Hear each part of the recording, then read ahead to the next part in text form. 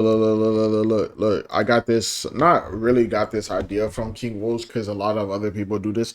But I was like, you know what? I do like watching these types. Well, I like watching other people react to these types of videos, so I may as well watch them too.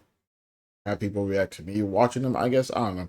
But YouTubers who recorded their last moments. If you want to know, the channel name is Chilling Scares. Gwynver Beach is a white sand beach just north of Sanan Cove in West Cornwall, England. Stuff though, so. Because you have to go through some winding roads and sand dunes to get there, lots of people drive by that area without even realizing it's there. But for a YouTuber named Jacob Conkle, this was home. In 2011, Jacob started a channel called Whirlpool Hitman, where he would upload footage of his adventures swimming in whirlpools and doing other extreme stunts such as cliff jumping, extreme surfing, and cave exploration.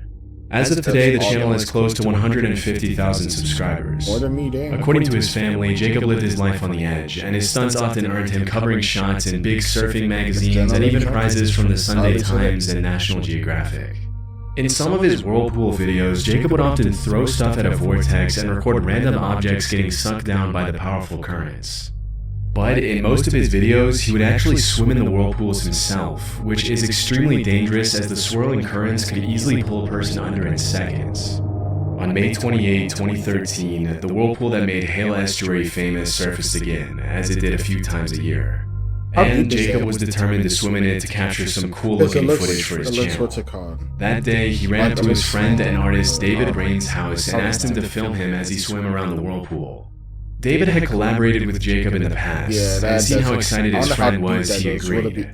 Just like in the rest of if like that was like in the middle of the ocean, would it touch like the floor, the bottom floor, or would it like just stop somewhere randomly? His YouTube videos, Jacob brought a prompt to the harbor to make his video more eye-catching to his viewers, and for this particular video, he decided the prompt would be a horse mask.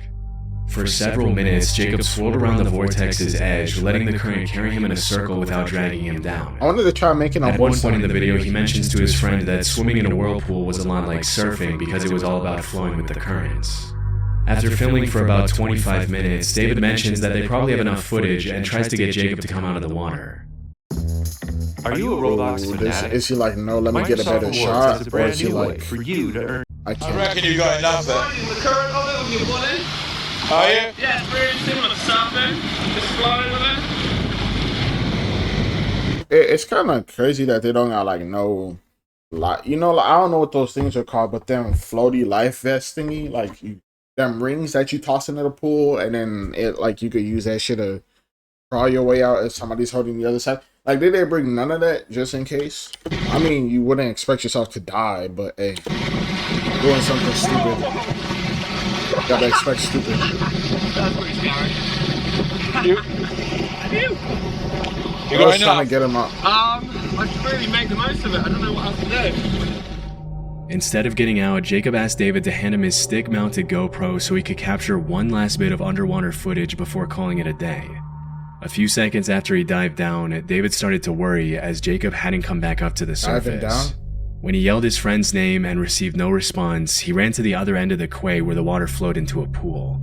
That's when he saw his friend face down in the water and knew it was too late. Jacob was gone. I don't get it. In it. March of 2014, Jacob's last footage was uploaded to YouTube with the haunting caption at the end of the video reading, "Live as if you were to die tomorrow, learn as if you were to live forever." At age 28, Jacob lost his life doing what he loved most. His funeral was attended by dozens more people than the church could accommodate, and they all gathered to celebrate. I don't get how he died. I mean, he went underwater, so he probably got caught in a whirlpool, right? And then, was he down there for that long? Because his friend said he went to the other side, so he probably drowned. His life and remember him as the fearless adventurer he was. A year after his passing, the harbor was renovated, and the whirlpool that had captivated Jacob and ultimately taken his life disappeared forever.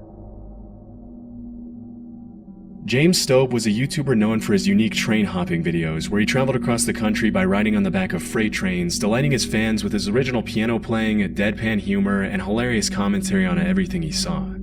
Due to the risk of falling off the train or getting caught between moving cars, train hopping is extremely dangerous. But that hasn't stopped people from doing it since before the Great Depression. And it definitely didn't stop James, or Stobe the Hobo as he often referred to himself on his YouTube channel of almost 60,000 subscribers and just a little over 60 videos. In some of his videos, you'll find comments from people claiming that they had met Stobe at bars and assumed he was lying when he told them he train hopped across the country filming his adventures. But every time, Stobe surprised them with some pretty awesome footage of his cross-country train hopping trips. From Palm Beach to Jacksonville, Stobe loved sharing his raw experience of life on the rails with his audience, who always supported him in his unending search for some pizza and a cold beer.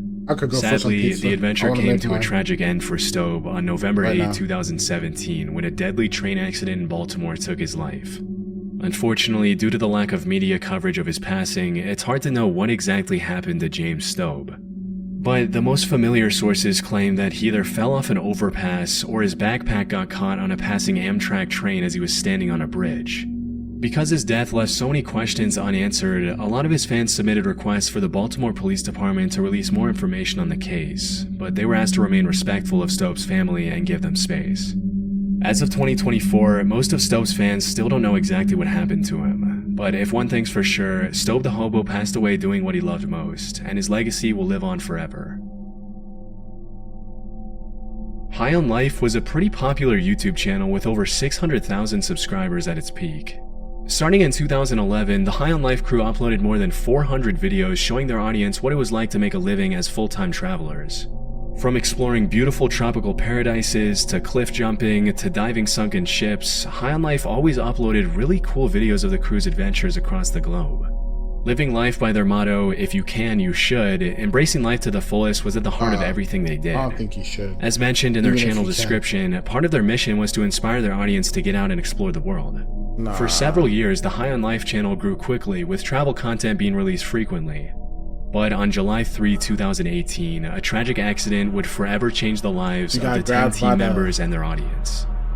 That day, the Royal Canadian Mounted Police reported that 3 people had been swimming in one of the pools at the top of Shannon Falls when they suddenly slipped and fell into a pool about 100 feet below. Damn. Shortly after, the bodies of the 3 victims were confirmed to belong to Riker Gamble, Alexi Lyak, and Megan Scraper.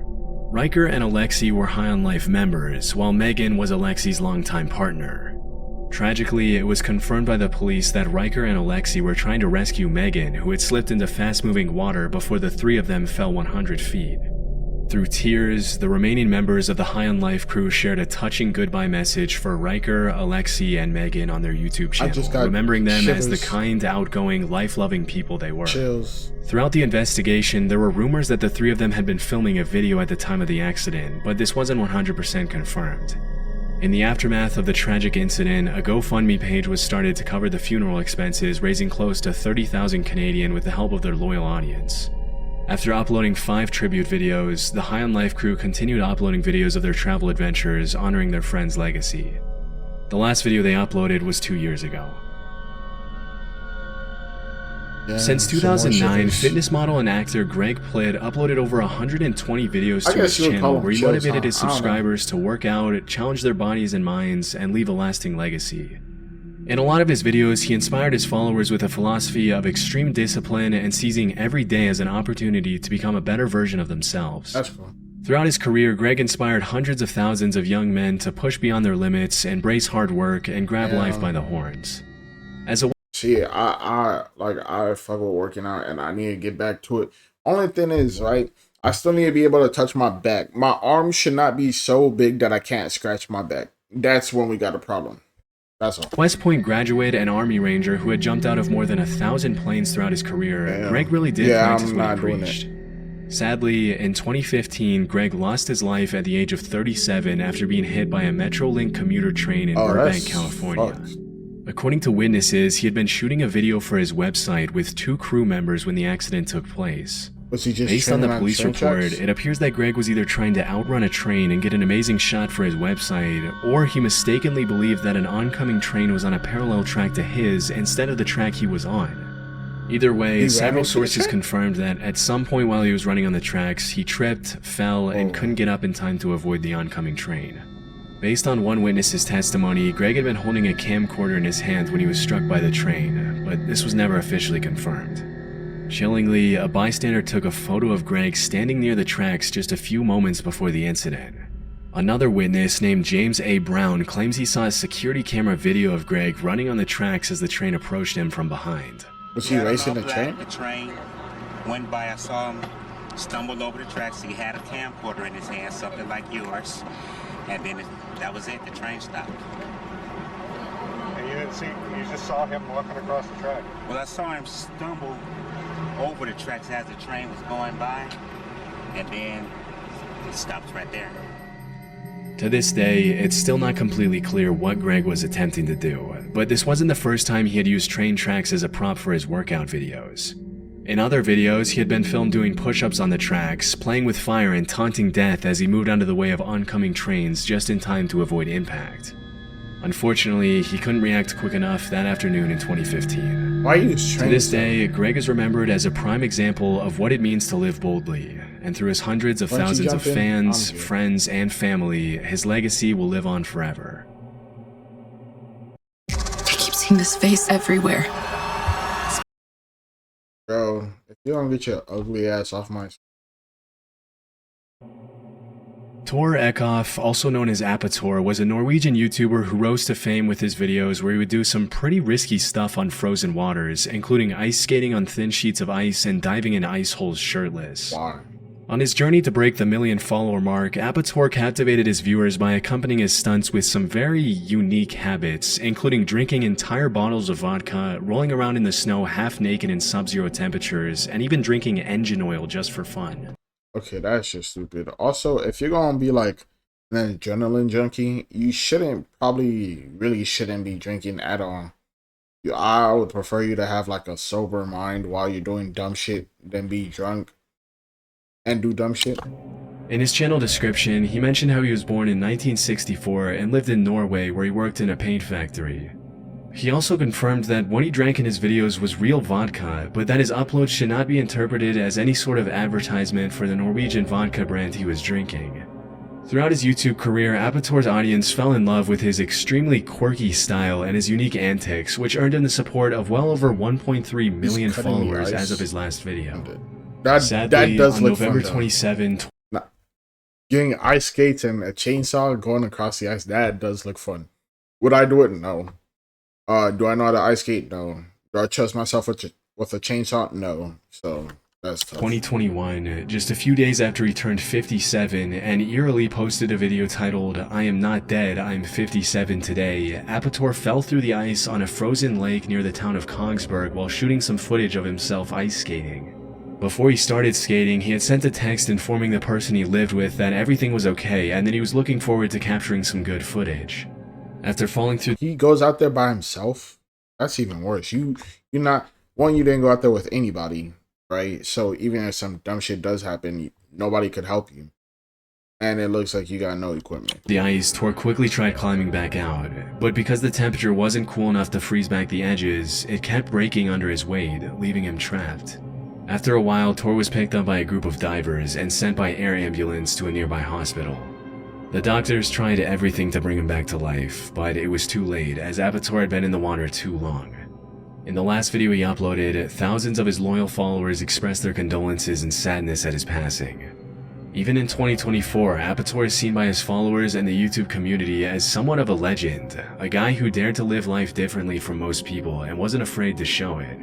It says a lot about his content that even after his death, his videos are still receiving thousands and thousands of views from fans and curious viewers all around the world.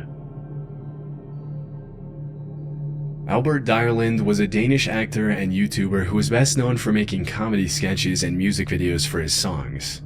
Since 2016, Albert uploaded over 220 videos to YouTube, earning him the love of over 170,000 subscribers. In 2018, he also starred in a comedy movie named Team Albert, which follows the life of a high schooler who wants to become YouTube famous. The movie would actually go on to win the Blockbuster Audience Award at the 2019 Danish Film Awards. On July 28, 2021, Albert was hiking Mount Seceda in the Italian Alps and filming a video for his channel with some friends. During the hike, he uploaded a story to Instagram where he showed his beautiful surroundings to his followers. Sadly, that same day, as he was recording a video on his phone, he fell off the mountain and plummeted more than 600 feet to his death. Damn. After the incident... You know what's tough about that? Bro was alive for 570 feet. Then a rescue helicopter was sent to the location, but unfortunately he was pronounced dead at the scene. Well, it's probably longer. From what I found, Mount Zakarey is a part of the Dolomites, a limestone mountain range known for its steep walls, sharp cliffs, and sudden drop-offs, all of which likely contributed to the tragic accident. The investigation revealed that Albert and his friends had been hiking on a route that links two mountain peaks, but it's unclear what exactly he and his friends were doing when Albert fell off the mountain. In the aftermath of his passing, thousands of loving fans shared their condolences, referring to him as a Danish YouTube icon and one of the best content creators in Denmark. With more than 90 million views on his channel throughout his career, Albert was loved by both his Danish and international audience. His tragic death shook the YouTube community and served as a harsh reminder that capturing footage in extreme terrain comes with its own set of risks. To this day, Albert is remembered by his fans for his humor, talent, and the joy he brought to so many people.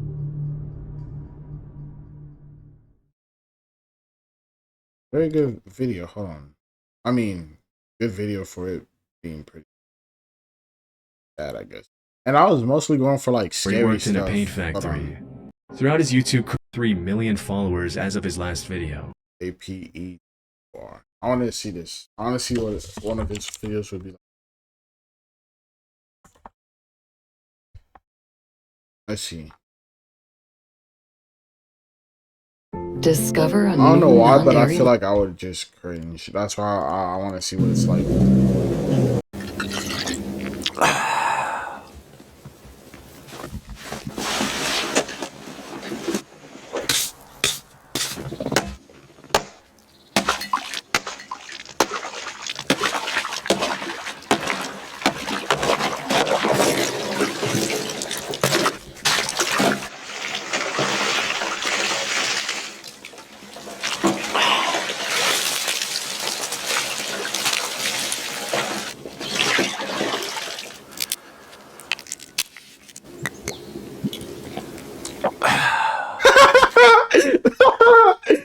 Bro, I thought he was gonna say a word. I was waiting for him to say anything.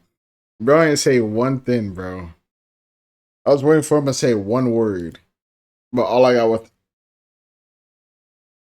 I was really waiting for him to say something because I felt like I was going to cringe off of him talking, and like from the little videos we've seen off him talking and whatnot, I was going to cringe off of that. But no, bro wasn't even talking. Like this one right here, I thought I was going to cringe off of this. Wait, this is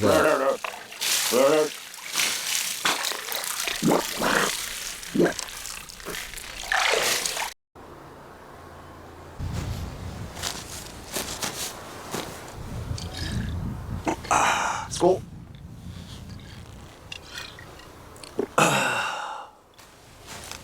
Bro really didn't talk, bro.